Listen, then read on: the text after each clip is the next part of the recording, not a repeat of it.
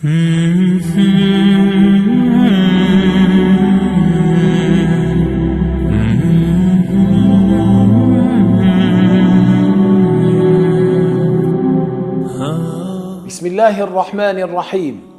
Elhamdülillah. Vessalatu vesselamu ala seyyidina Resulillah.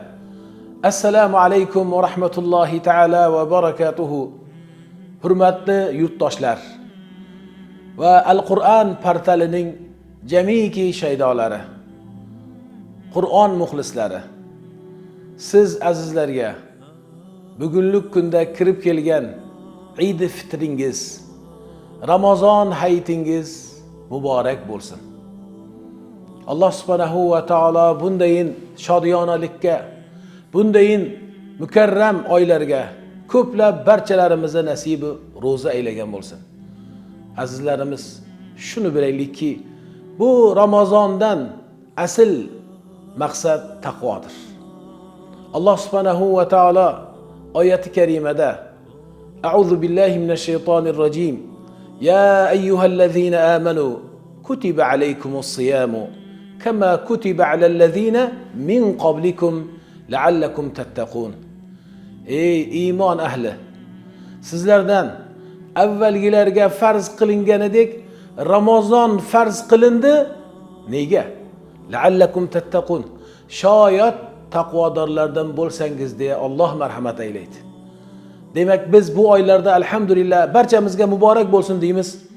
Taqvoni qo'lga kiritdik. Endi o'sha taqvoni mahkam tutaylik. Alloh asrasin, uni yo'qotib qo'ymaylik. Va bu borada salaflarimizdan kelgan, ulug'larimizdan kelgan bir duoni sizga ilinmoqdaman.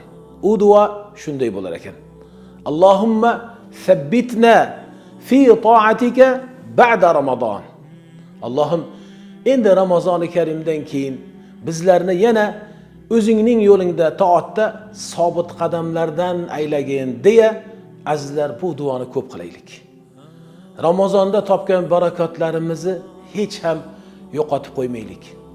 Sahoba kiromlar kabi Ramazonlardan keyin 6 oylab Alloh taolodan uni qabulini so'ragan bo'lsalar, biz ham ular kabi duolar qilaylikki, Alloh hammamizdan Ramazonimizni qabul aylab, ana u Ramazonga ham yanada g'onimina solimina yetishligimizni o'zi nasibu ro'za aylasin.